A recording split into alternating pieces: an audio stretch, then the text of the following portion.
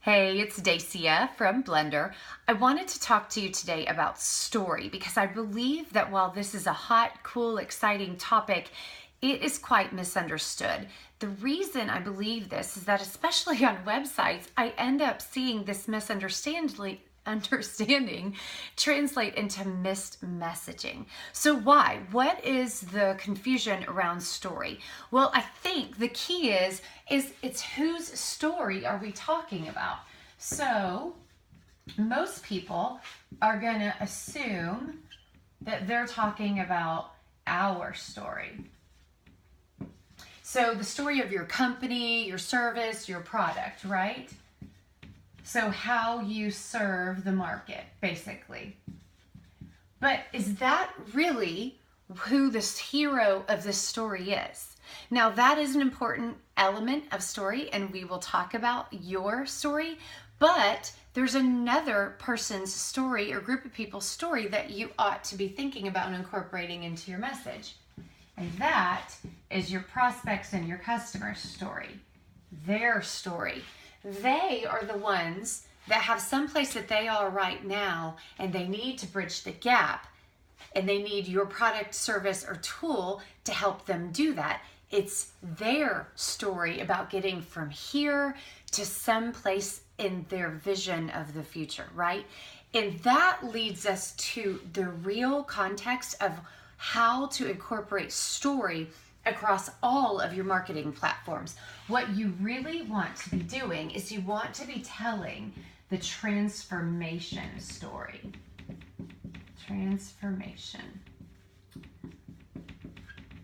So, when you tell the transformation story, you really want to talk about what's possible. Paint the picture of someone is here now, and this is why they have a right to be concerned. This is why that their current place is not a place they need to stay.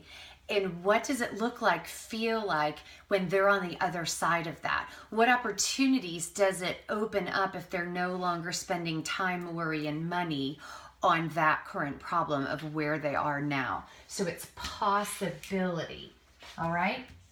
So how do we weave these three together? Well, it's really about where you place these stories in order. So let me erase this really quickly. If we're looking at how we speak to people, the very first element of story that we want to put in our messaging, the first thing we want them to hear is their story. You want to show that you specialize in who they are, that you know exactly what it feels like to sit in their seat and to desire what they desire and to struggle with what they struggle with. The first element of story is where are they now and that you know them so good. The second element of story is that transformation piece. It's painting the visual of what's possible, okay?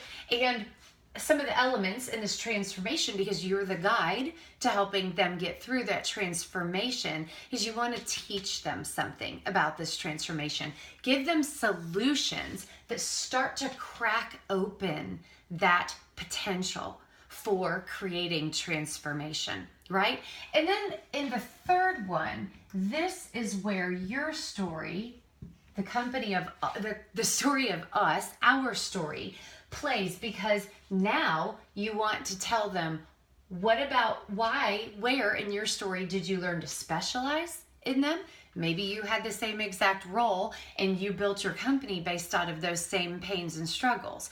But basically, where in your story does it show that you specialize in them and that you're an expert in leading transformation? So you want to include all three of these story elements.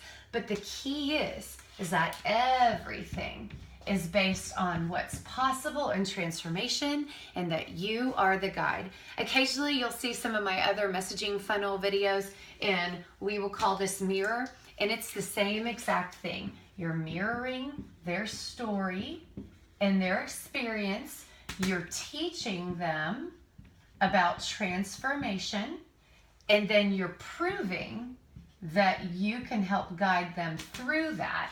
And then down here, this is really where we go into sell. And so you'll get into the details about how you create that transformation.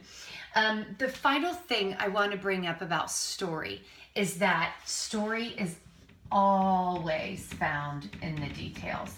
It is not enough to summarize something. That's not story. You need a beginning, a middle, and an end. You need a hero and a conflict, and you need emotion.